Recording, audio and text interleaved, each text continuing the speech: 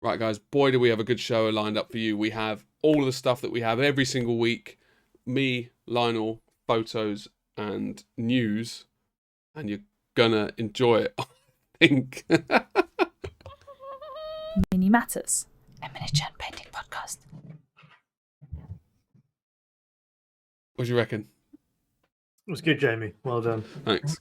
Thank you. Full disclosure, I've had, I think, I don't know what it would be in volumetric. Like how big is a bottle of whiskey normally? It's like 700 mils, isn't it? About 750 mils, yeah. Just I've had like probably one quarter of a bottle, I think. Reckon, but that was like at 9 o'clock that I started. So we're like, it's 12 o'clock. Bloody hell, it's 12 o'clock. Just talk less. One of us has been drinking, and it wasn't Lionel. Only two of us. So, yeah, normal show. However, we do have to do the prize draw. yeah. Do we not? Right, this is all prepared. Let me get this up. Where is it? Right. So, essentially, hold on. So, these are the names. Now, these are all the names of people that commented. So, there are actually some comments that aren't eligible because to be eligible, you had to comment and say what you were going to paint with the brushes. Yep. So, here is the test that we did earlier, just in case you thought that you'd won. Apologies. So now we're going to click random choice, and it will, whoever ends up here will win. But then we will go to the website and quickly check to make sure that your comment was valid. So apologies if you thought you won and you didn't give a valid, but I'm sure it'll be fine. So Lionel, excited? I'm intrigued because obviously we got a lot of comments. It was nice to see that level of interaction actually. Yeah. And I know it's because of a prize, but it's still nice to see. So I'm excited to see whose comment eventually won. As I say, like legitimately, the most engaging thing for me is the comments. It's the fuel that keeps the burning. Yeah, that does make sense, I think, as an analogy. So yeah, yeah. Let's go. Let's see what we got. Oh, Mr. Photography. MPH, yeah? Right, let's check. We're going to check. Okay, and now we quickly check for Mr. I mean, that's pretty... I think that's legit, isn't it? Let me have a look, because my notes are in the way. What does he say? He says, I have a limit... Well, we can read it out. Now that we know it's a qualifying comment, just read the comment out. He says, or she... I have a limited Gala, the Mother Earth bust coming from Carla Croce coming. I can't wait. So these brushes will be an amazing plus. I mean... Yeah, congratulations. You won those brushes. That's legit, right? That's... Yeah, that's a qualifying. Yeah, perfect. Yeah, that's a qualifying comment. Congratulations. The only thing I wanted to double check is obviously when we've given prizes away on Instagram, I've asked them to message us from the actual account so that we can verify it's the actual winner. I'm going to sound like a real newbie here. Is there the ability to send a message to us on YouTube? No, but the author could put his Instagram or Facebook account there, I believe, because I also don't think that you can private message on... However, he's linked his... I'm looking at his YouTube channel. He has a link to his Facebook, so we are in luck. Okay. Okay. So we can message MPH Photography, which, if anybody's interested in photography, I must say, there are some fantastic photos that he has done. Wildlife, mostly. I'm not sure which country he's in. Can probably help us UK. out with miniature photography then. Yeah, so in that case, what we'll do is we'll try and both get in contact with each other. We'll try and contact you, and you also try and contact us on Facebook, as we know you're on Facebook. And then we'll just do a couple of checks just to verify that you are the same individual who won, so that we're not giving brushes away to impersonator, and we'll get those brushes sent out to you. So congratulations and enjoy those. And thanks again to Broken Toads for supplying those. We also have Absolutely. one more. Great brushes. We also have one more to give away, but stay tuned. We'll give that away in a couple of weeks' time in a future episode. And I think we've got planned, Jamie, to give away some other things. So if you're unfortunate enough to win this time, stay tuned, keep watching. There will be prize draws in the future. And congratulations Absolutely. once again. And I'm also glad that the first winner won, because that would have been slightly, maybe not annoying, just awkward, I think. And yes, I have no words to say. Wait. Well, Lionel, I have seen, obviously, because I have to pair the images, so obviously I've seen it. But interestingly, we have more of a crossover this week, because you've not seen the Hupper show yet. Which is deeply disappointing. Normally you're pretty good, actually, but I believe you've been quite busy with work and life. Yes, and I've had to have a power nap before recording this because I was dead. I was dead on my feet, so I've had to have an old man power nap before we record this because, as Jamie's alluded to, it's midnight now, and by the time we finish recording, uploading, and editing, it's probably going to be 1 o'clock in the morning. So I had to. Yeah. So normally I have a quick watch of the Hupper show beforehand. I do a bit of painting beforehand before we record this, but because I was having my older man nap, I wasn't able to this week, I'm afraid. I remember quite clearly in the hotel room, you said, "How are you? What are you doing?" And I was like, "Well, I'm having a power nap." And you were like, "How are you doing that?" And now look at the tables have turned, like Mr. Nap King. And the serviettes are available. It's been a busy week in terms of work being all go. Gym's opening up, training, getting up at 6:30 in the morning and training. I've pushed myself a bit this week, and come Friday, my body's given out. So I think for me, it must have been just spending a few hours with Alfonso that made me need those naps. Yours feels more legit than mine, in all honesty. Yeah, you're weak. Soft bitch. Like me, obviously. So we've got some crackers, but we have covered these, actually, interestingly.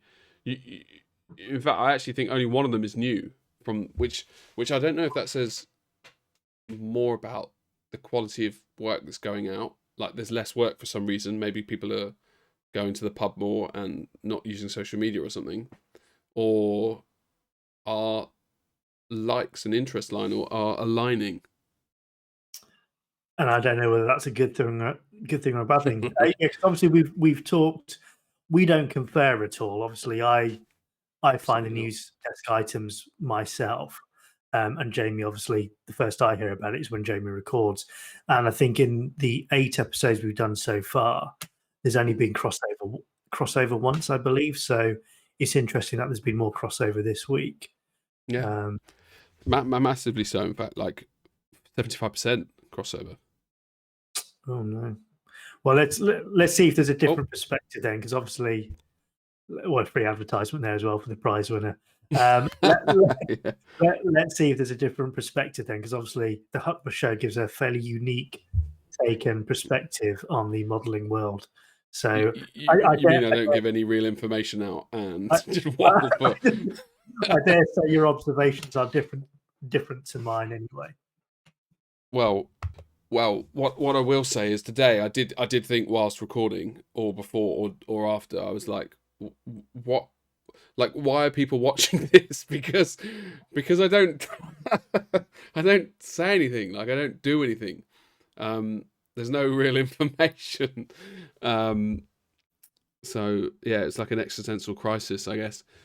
But here we've got it's almost like do you know Big Brother? When I used to watch Big Brother back in like the season 1 or maybe 2, they'd have the main show, and then you'd watch the main show with a Dear 5, Kevin goes to the I went a bit too Bristol there at the end.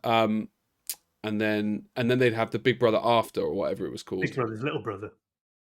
Wow, that's actually quite a good name. Like my show is the Big Brother's little brother, Yeah. and this show is the McCoy, like the information. And it hasn't happened before because we haven't had that crossover. But today we've had that sweet crossover. So, Okay, so the first piece of news, other than the hairdressers opening up in the UK, which was amazing because I lost 4 pounds in body weight just from a haircut, is this released by Taro Modelmaker. So Taro Modelmaker is somebody who has been casting up alternative pieces to date for GW Sculpt. So he has a range of Tau weapon systems and add-ons that you can add on legal, like no IP issues. Well, it's one of those things. There aren't any IP issues because it's a fictional gun going onto an existing suit. So it's not like yeah. he's not copying any of their designs. He's got his own designs that are compatible to fit on those suits, and likewise he does them with the knights as well. Now, obviously, because I don't follow that aspect so closely, I can't recall whether it's full size knights or whether it's the Horus Heresy smaller miniature game knights. But essentially, that's where I understand he started off. And then where I've used him is he actually produces plinths, which are really good. So he's got resin ones, I guess. Yeah, resin ones. So if you recall the Hulk that I did and the Batman that I'm working on, they're both mounted on. Right. The Hulk wasn't the Hulk the Marvel stuff. No, the Hulk was the Infinity one, the larger scale one. Right. Is mounted on the base. It's one done by him. On the base. Yeah. With you. So essentially, he's got some oval and round bases, which are quite nicely fashioned, but also they have a hollow center as well. So you can use them on the flip side and use them for resin balls and whatnot.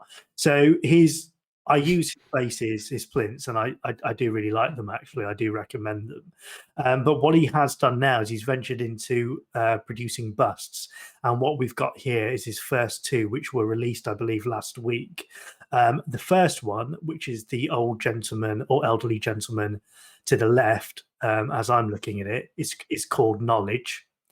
And then the other one, which is the cyberpunk-inspired lady to the right, is called Projection. So these are his first two busts which have been released, and it's his venture into producing his own busts. And what I like about these is obviously the sculpts are nice, but what you've got as well is you've got clear resin or plastic pieces which are involved in each piece. So with the knowledge sculpt, you've got essentially a transparent back to the head where you can see the inside of his brain, and obviously how you paint that is up to you, and likewise with the projection bust, I guess. And with her, she's got like a kind of Phantom of the Opera face mask. Oh, it's a mask. I see. Yeah. Well, it appears like that from the shot. So like a kind of projection or graphic projection. So those are available to order now. And then what we've seen there, as you've already shown pictures of, is the first box art, which has been done of the Knowledge bust, and that's been done by Phil Price, who is a Golden Demon winner. So he obviously has some skill. I followed Phil. I think it's called Hamster or Hairspray. It's an unusual Instagram name. I thought the exact same thing, actually. Ironically, I saw it and I was like, huh? Yeah, I followed him for a while, and it's one of those things that when you try to read it out, it doesn't make any sense. But we'll put links in the description below, and if you follow us on social media, I've tagged his account anyway, as well as Taro Maker on the news article, and he's done a really nice job actually of this, particularly. It's interesting because a lot of Golden Demon winners don't often paint larger scale models, and when they do, it's not quite as, I don't know, poignant or hard hitting. So, because I love this piece, I had no idea who Phil Price is before seeing this, but immediately from a painting perspective, I was like, wow, that's really good. Yeah. So. No, I mean, obviously he paints. If you look at his Instagram, he's got a varied body of work. But yeah, I agree. I found that obviously a lot with Golden Demon winners when they try to move to larger scale, having to deal with that much information and fill in that much space when they're used to smaller spaces, you usually see a difference in level. Whereas sometimes you see artists who work on larger scale models move down to smaller scale models easier than the other way around.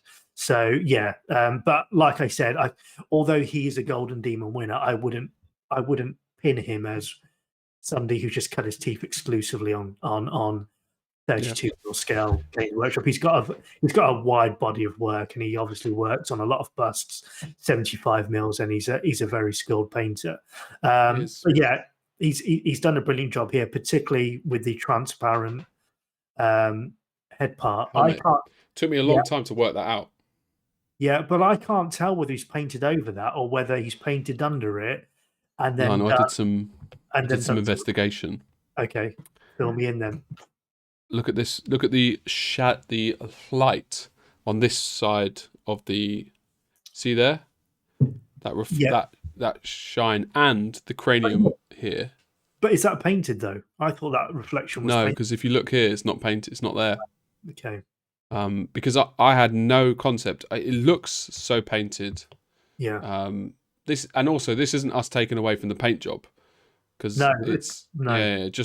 but genuinely, because he's such a good painter, I couldn't work out if he'd painted these reflections or not.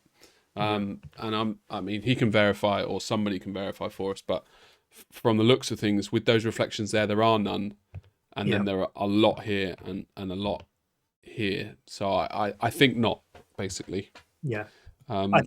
I think the other thing that's understated about the piece is the beard. Painting white hair and a white beard is very difficult, particularly getting levels of contrast and volume using white. So that's been done fantastically, and I like the rim on the robe. It looks like weathered leather. Leather effect he's done. I like those two. I mean, like I said, the piece overall is fantastically done, but I like in particular the way he's rendered the beard. And I like the weathered leather on the edge of the robe sleeves as well. But it's a very nice piece. And once again, it'll be interesting to see once these pieces do make it out into the wild what people do with them, because I do think they're very interesting sculpts. Great sculpts for a first go, I think. Yeah, and I think as well they lend themselves in such a way that they can be interpreted in so many different ways. And for me, they're the really interesting sculpts, because then when you see people do things, you think, "Oh, I never imagined you could do that with this." And I think particularly with the projection one on the right, with it being a kind of cyberpunk feel, in terms of OSL, rim lighting, going in on manga inspired stuff. It'll be very interesting. Ghost in the Shell will be very interesting to see what some painters with the skill do with this. And it'd be interesting as well whether he's commissioned a box art for that second piece as well, and what that turns out like. I mean, I imagine if he's done one, he's probably going to do both. But yeah, it has a very much a feel of Ghost in the Shell mixed with like oddly Pedro Fernandez's woman with the baggy t-shirt, and a mix between the whole Kahana lady, but which is obviously always inspired from Ghost in the Shell and that kind of vibe, which is like 80s now when you think about it. But it's had a resurgence, hasn't it? With Cyberpunk 2077, is it that computer game that's come out? I think it's had a bit of a resurgence, and obviously with the latest Blade Runner, which is probably 2 or 3 years old now, 2049. I think we've kind of seen a resurgence in 80s style cyberpunk. But yes, which is 40 years nearly. It's crazy. Yeah. So two solid first releases in terms of original busts. So if you're interested in those, we'll put a link in the description below. If for whatever reason past 1 o'clock and we get too tired to put the links in, follow our social media. There will be links to our social media, and this news article was posted this week. So there's hyperlinks to both Taro Maker's Instagram and to Phil Price's Instagram on our social media as well. So if you want to connect that way, then you can. Seems like it's worth a follow if you are so inclined. Yeah, like you said, Jamie, they're two strong initial releases. I'll be interested to see what's around the corner. Absolutely. I was thinking about Lionel, like well, it's not really a social experiment. If we just mention subscribing, commenting, and liking every like 5 minutes, if it has like, but don't like make a big deal like we are now. Just be like, so that's a great release from Phil Price. Like, subscribe. Do you know what I mean? Like subliminally, just slot it in. Yeah, we do. We have noticed our subscribers are actually slowing down now. I don't know if that's people are getting bored of us, or it's because we don't say it enough subliminally, or whether we've reached momentum. But obviously, yeah, it'd be nice. It's just drying up, isn't it? We're like old. Yeah. It'd be nice to see the channel grow. Okay, so the next news story. Have you covered this as well then in your show? Oh, have you? Okay. Obviously, though, I mean it's David Araba. And what company is it from, Jamie? I'm going to put you so I can sidestep it. I asked him, okay, and he told me that it's not easy to pronounce. Okay, and he said, "Yes, Jamie, do not worry. If you ever publicly need to say the name, don't worry because it doesn't matter." No, he told me over WhatsApp what it was, and because I lost my phone, the audio that he recorded is no longer there. But it was like Akira. Okay. Don't quote me on that. I'll ask him again. Okay. But they can find the link. It's fine. Yeah. So this is their latest release. So that company is obviously is involved with two people. So you've got David Araba, who a lot of people will be familiar with in terms of an established Spanish painter, but he also has this company with his partner who is Gabin, and I apologize again if I've mispronounced that, but they run this company together, and this is the third release now from this company. Initially they had the Black Moth one, then they had one that we reviewed a few weeks ago, which was their David Araba's signature range with the anatomic bust that came out, and this is their third release. However, this is the first in a signature line from Alejandro Moniz. What does signature mean in general? I guess it's just like I suspect it means their line. When they mean it's their line, so I presume this is the first sculpt in a line of sculpts that will be coming from that individual. So this is the first one, and I've not. The name escapes me. Actually, it's one thing I haven't jotted down of what the name is. Who sculpted it? Sorry. Of who sculpted it? No, I've given the name of who sculpted it, but what the name of the piece is, because it does have a name. Draggy woman on a thing. Hold on then. Right, so the name of the model is called Leia Falconrath, Raptor Rider. Mm-hmm. And to be honest, if you just Google this Akelarre models, you will see it's on the homepage, and it's €69, not including VAT. So if you're a country lucky enough to not pay VAT, aka the USA or the Americas, for example, then you will get that for €69. Yep. So yeah, that was announced. It was Friday last week, actually. So we had already got our news stories, and we were recording by the time. So that's why it's gone into this week's news. And once again, goes without saying that David's done a fantastic job on the box art. Having looked at David's work more and more now, particularly he's obviously one of the artists now on Miniature Art Academy. So we get to study his work a bit more in terms of his tutorials that he's putting out via the Art Academy. The level of information that he puts into each piece is mind-blowing. Obviously, we're getting to the point now where we're trying to analyze pieces more for our understanding. And some of the pieces I look at, it's easier to see where the information is. But David's work is still somebody who just eludes me in terms of there's so much information in there. There's so many layers. There's so much noise that it's difficult to comprehend how he's doing it. So bloody I would- vibrant as well.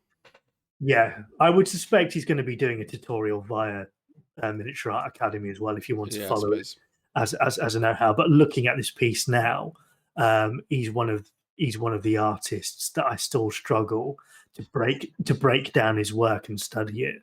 Honestly, like the noise that he creates on the model, I can see it, right? And I can see where the brushstrokes are.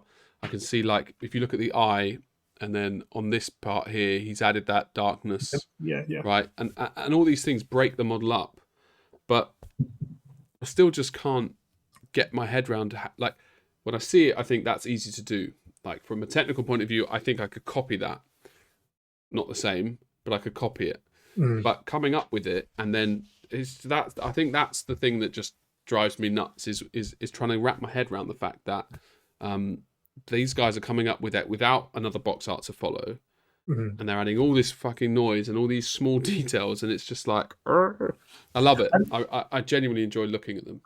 And the thing about it as well is it gives the sculpt life, because all those marks, all that noise, all those, if you want to use a phrase, imperfections, is what gives it life, because obviously that replicates reptiles or dinosaurs, and so it's more than just an artistic choice. It clearly is, but it's also it literally for me brings the creature to life, because had that been a smooth blend or a much more refined finish, it wouldn't look anywhere near as alive as it does now, to the point where you believe something like that could have existed, or that could have been Lionel, a it does exist. I'm looking at it. So but yeah, genuinely, I still struggle massively with every volume has to be like fully resolved, fully painted, fully smooth. I just can't get my head around the smooth. If you look at this part of the jaw, you'll notice that he's highlighted. Now I don't know on the model if it's slightly raised. Where each teeth is, where the roots would be, he's painted around it, and I'm not sure if he's painted that on or that's on the model or not. I suspect that's raised on the model. So, you could just go over it, couldn't you? Yeah. He's obviously interpreted the volume, but I think that I would be surprised if that's not a real volume on the model. But yeah, I have to apologise for my yawning. It's because of all the whiskey I drank before the show, and it's 12:30 in the morning. So yeah, once again, a fantastic box art, another solid release from the company. Third release so far, and they've got no signs of slowing down.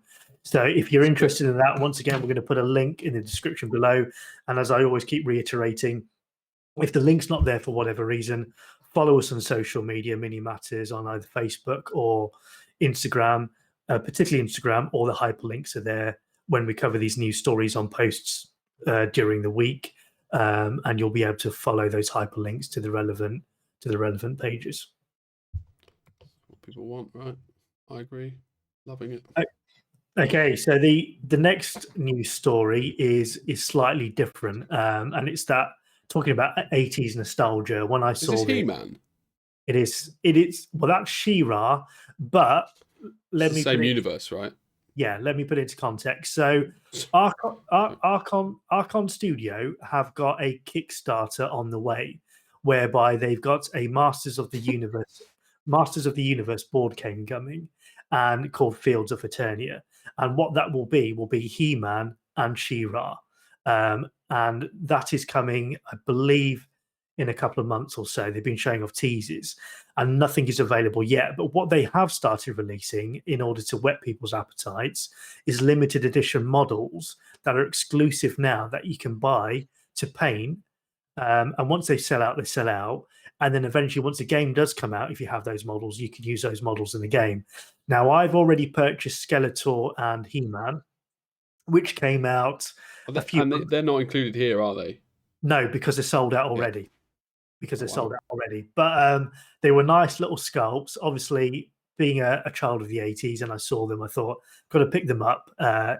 just to have a go at them when I get around to painting them, and they were both very nice. So it was obviously He-Man on Battle Cat and Skeletor on his purple cat as well. I can't recall what his one was. Never got that cat. It's like a Yeah. leopard purple. Yeah. Yeah, it's a purple one.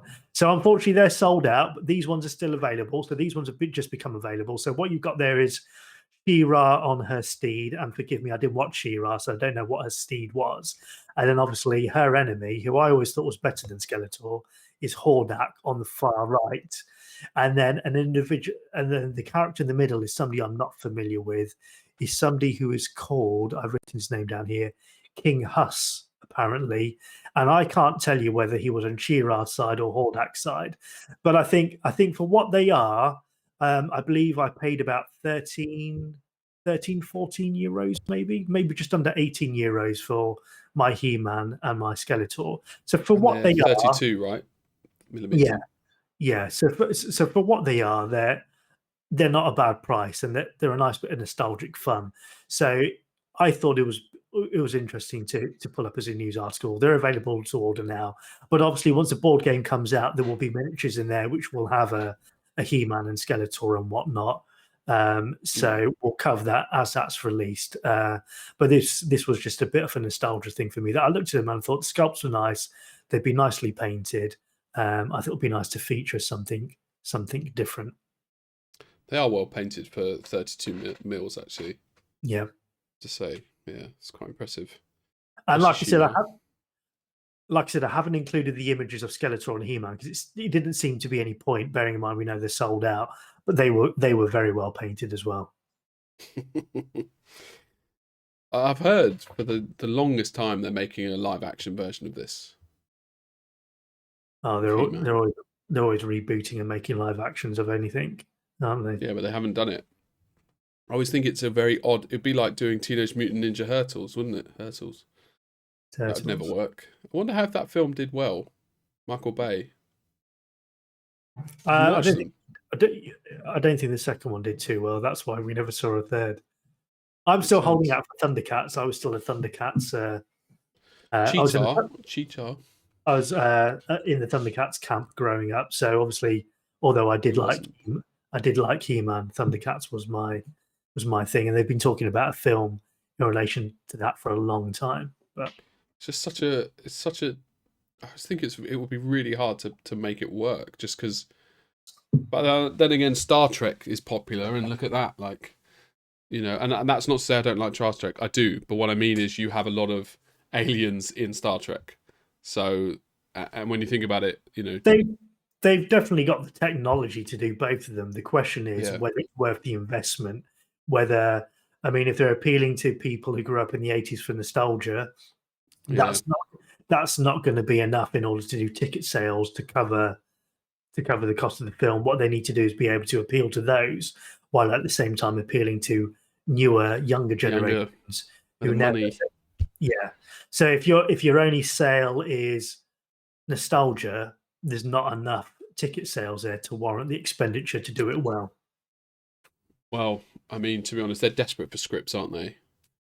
They'll do anything. Like, I was looking at this total box office alone is $2.7 billion for Endgame, and Titanic I think was 2.8 billion. Which, I mean, if you look at the whole top list of like top 20 highest grossing films, like Marvel Studio takes up like 10 of those. Like every flipping like Black Panther was like 1.2 billion or something. But that's because they got the Disney money making machine behind them. So it's like anything, Jamie. The more money you've got, the more money you can make. The more you can. No, it's still it still blows my mind though. Like Endgame apparently was 350 to 400 million they spent, so that's twice the normal like average of 200 million for a film. But still, it's shocking that it makes 2.7 billion. They're great films, but I'm still shocked at the amount. And I think in the current climate, with the kind of battering the arts and the cinemas have had, I think all we're going to get for the next few years are safe bets, safe films. So I don't think we're going to see any kind of risks on stuff like Masters of the Universe or Thundercats will get more of the factory cookie cut out guaranteed profit makers in order to repair that bottom line that the entertainment industry has taken a hit on. Yeah, I mean, it makes sense. But then what I find interesting was the cinemas were meant to be dead because people were downloading films. Like that was short-lived, wasn't it?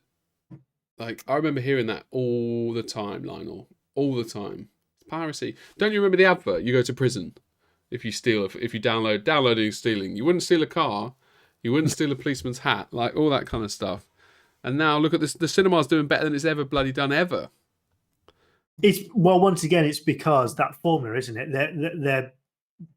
They're producing films that are particularly designed for the big screen. So your end games and whatnot, yes, you can watch them at home, but I think the first time you experience them, you want to see them on a big screen. And no matter how big your TV is at home these days, it's not as big as is one of those. So I think that's why you'll always see investment in these throwaway summer blockbusters, the candy fairs, much like you've just seen now with King Kong versus Godzilla. That's not going to break the mold in terms of intellectual the streaming record, though, didn't it? But in terms of enjoyable film, yeah, I rented it.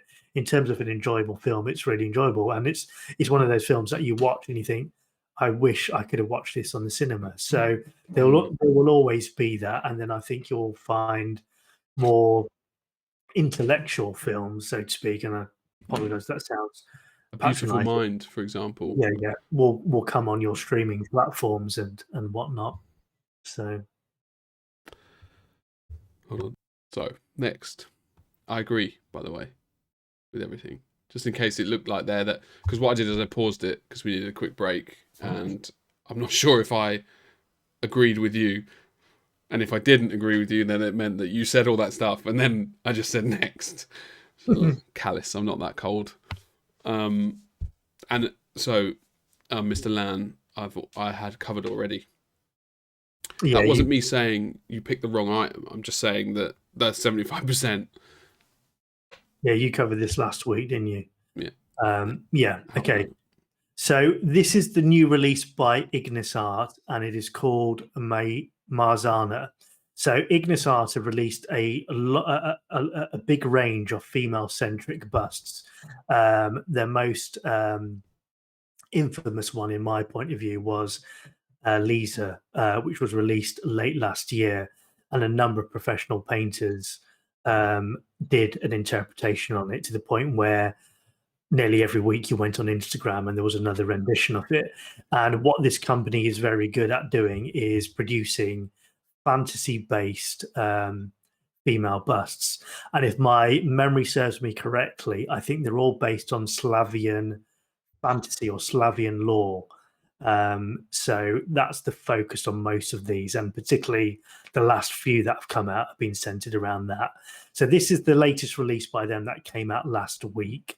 And as you've said, it's been painted up by Michael Posarski, better known as Land Studios, and it's available to order now.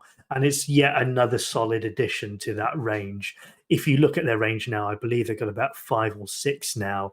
And what's nice about them as well is, although they're all very different characters, together you can tell they all belong in the same series. So in terms of an art direction and in terms of a style in line, it's been very cleverly produced, whereby you can pick them up as one-offs and they all have very individual looks and feels, but when you put them all together, it's clear that they all belong together in a unit. So it's a very nice touch in terms of the way the range has been designed, and I suspect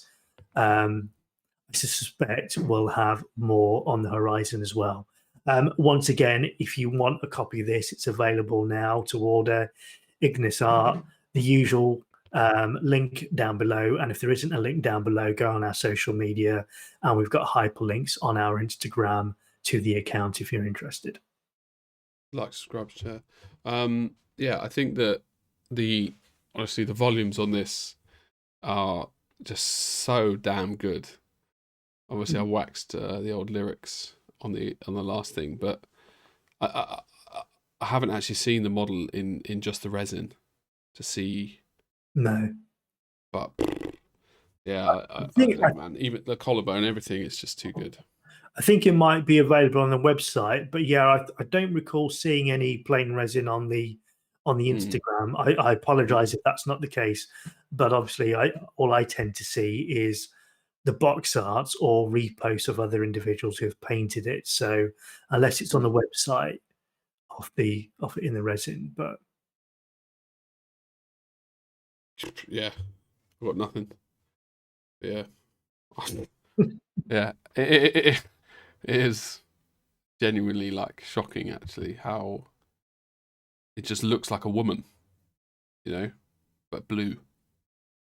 yeah, like you said, it's Lan. He's this is his wheelhouse, isn't it? Painting skin, particularly female skin. But I think he's helped a lot by the sculpts. I do think this is a very good range, and I do believe it's a bit of an underrated range.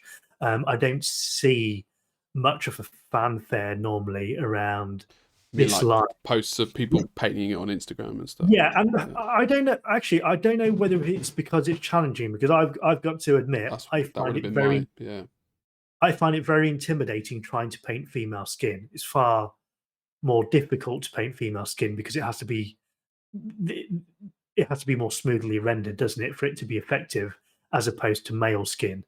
And as a result, it becomes a harder job to do. So I wonder if that's why you don't see many kicking around. Obviously, like I said, the laser was very popular. I saw a lot of those, but a lot of those were being done by what I would consider pro painters as opposed to your general hobbyists.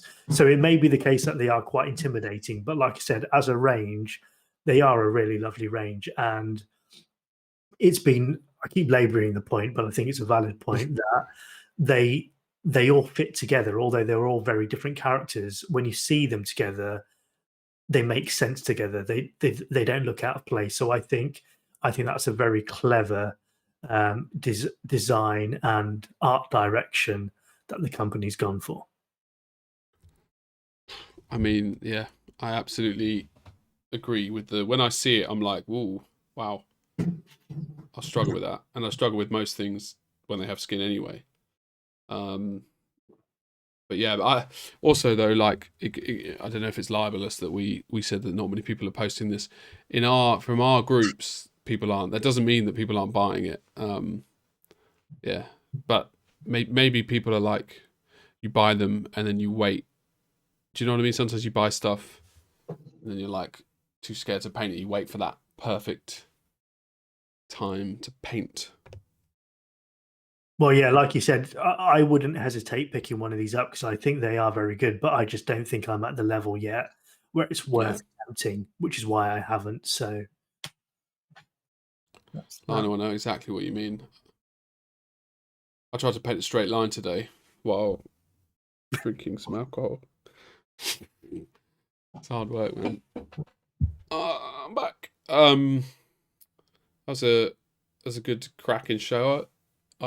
We're still recording, just in case you think I've gone too relaxed. Too jaded. So I think I'll be really curious from the old. I'll tell you what, people is Poles. That's not Polish people. That's the thing where you can pick an option and then we get the feedback. Did you see the latest poll when people watch our shows? Was it between 5 and 6? Yeah, 6 and 9 p.m. Right. So it's good to see though, actually, when people are watching, and we do genuinely appreciate the feedback. I don't know how, or I genuinely don't know how you find the polls. I assume maybe it comes up on the feed if you're subscribed to something. But for everybody that fills it in, it's very helpful for us. I got to think up a new poll. I should do a poll a week. What you eating for lunch today? McDonald's Happy Meals. And what the fuck was the other one? Hold on. Yeah. And also, Lionel, what's your favourite brush? Just if you had to. I've got to, I'll be honest, it's Broken Toad. Broken Toad, yeah. Broken Toad brushes. I use Winsor & Newtons as well. Yeah, but if you haven't checked out Broken Toad, definitely do and buy them. But for no reason, like, you know, we're not contractually obligated to say that. You know, are we? We're not. No, right. Good. Could have been the great guys at Broken Toad and their brushes. That's just got to get that in. Yeah, there'll be links. There'll be links to the Broken Toad page in the description below as well. So if you missed last week's show, we've got them as a new sponsor now. So which basically means that's why we were able to give away the brushes earlier in this episode, and that's why we've got another brush set. So periodically, we hopefully will get prizes supplied every so often, and that's thanks to the guys at Broken Toad. The great guys at Broken Toad. Or the guy, actually, it's Chris, isn't it, who owns Broken Toad? And obviously, we'll put links in the description below so you go and check out their products. Yeah. I was trying to tie this over to 50 minutes, but I realised it's only 45, so I can't talk shite for 5 minutes. I definitely could, but I don't think we should. So thanks, guys. Let us know about our audio levels, because you'll see that my mic is closer to my face now, and Lionel's has been like that actually for a while. Also, the quality of Lionel. What do you think? It's better, yeah. HD, isn't it? Basically, Lionel has upgraded his internet for us, and not just. I'm not downplaying. You haven't just upgraded the package online, like going through a form. It's been an ordeal. It has been an ordeal. I mean, I'm not gonna go through it on here, but Jamie knows the ins and outs of it, and he couldn't make it up. It's to a point where you think, "Am I actually being punked? Is somebody going to come out with a hidden camera and go?" No, the internet. It's been ridiculous. I'm not going to go into it, but Jamie. I'm not going to go into it, but people came round to my house and knocked down some of the things on the street. Yeah, Jamie has been through the bless him, blow by blow account, because I'm terrible when it comes to technology. Jamie is very good. So when we've been trying to set this up, I think he must be banging his head against the wall. That, coupled with how unlucky I am, in particular, with setting this internet up, it's been a long time coming. So hopefully the quality is better, because in the last few shows, the stream, particularly my camera, has been quite bad. And there is hopefully a new camera coming on Tuesday, which will mean it's going to be a bit better if that works. And if that happens, that's it. I'm going to quit while I'm ahead. That's all the streaming equipment. It's all the streaming equipment I'm ever going to, because it's been a 1-year ordeal with playing around with microphones, cameras, laptops, streaming platforms, lighting. It's been worth it though, Lionel, right? For the viewers.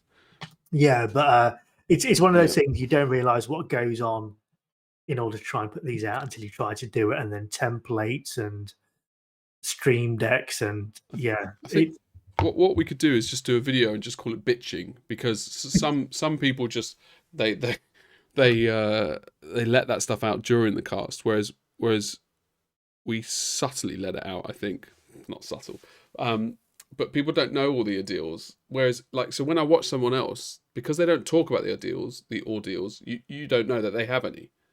So one thing it has made me appreciate actually is the film company. I remember reading somewhere where they say it takes about a week to shoot 10 minutes of film, and I thought, how does it take a week to shoot 10 minutes of film? That makes it's a complete waste of money. No wonder these budgets are millions. But having done this amateur cast, I can understand that when you've got extras, no lighting, lighting, sound. Focus. Yeah. Director getting the perfect shot, photography. No wonder it takes them a week to shoot 10 minutes of Batman Returns. And I never understood it until we started doing this, and the amount of time we've had to spend. I mean, like the show that we did now between us is quite infamous, where 5 hours to record a show because of all the technical errors and stuff we were having, which people were thinking, what the hell were you doing? So now I can entirely believe why budgets on films go out of control, or films are are 6 months behind schedule and COVID and everything. It must be a nightmare. Lots and lots of money, especially when the amount of people that are behind it and turning up and cooking lunch and blah blah blah. And then post-production and whatnot. So yeah, it's made me appreciate film a lot better as well now. Not only we're covering beautiful models, Lionel, we're learning about film. Also, 9 seconds, and then we've made the 50-minute mark. Is that what we're aiming for now? I thought we were trying to bring it down. Nah, it just felt like a nice round number. Right. Yeah. So. Interestingly enough, if anybody is listening still, do you prefer longer shows or shorter shows? Because obviously the one thing we do check is retention levels. And we've noticed since we've gone above the 20-minute mark on the news desk, views are dropping, views are falling away. And I suppose is it too long or whatnot? Or do you guys prefer the longer format? Because as we said, we can whistle on for a long time. So that'd be interesting if you want to enter a comment this week and to help us out. Let us know whether you prefer a quicker round of minutes, whether you're not fussed about the time and often will tailor it to the audience. Yeah, and like 6% of the viewers get to this point in the show anyway. So if you've already made it this bloody long, you may as well leave a comment, please. And thank you. You lunatics. 6%. Basically, one of the 6% who accidentally left a video on their phone and then went to the toilet or did anything else. So it's probably more like 1% or 2%. Thanks, guys. Thank you for the 9th episode. Next week, our 10-week anniversary. Exciting stuff. Imagine. That's mental. I did order a cake the other day for my mate. It was a cock cake. And it was meant to be like an ad-lib, like hilarious anecdote. Because it was 10 quid. And it ended up costing 23 quid. And I was like, oh, got to see it through now. And it was delivered today, right? He went to the effing pub. So he didn't even get the fucking cake. So now the cock cake's going to be off. Because it's cream and stuff. Anyway, very disappointing. So thanks, guys. No. Saw it on Facebook. No one. I did think that. I was like, how do they know that I want a cock cake? They know what they know. Oh, your audio's gone. Shit. Only when I took my headphones out. Right, guys, you couldn't hear Lionel. Don't worry about it. 2% of people made it here. Thanks very much for joining. See you later.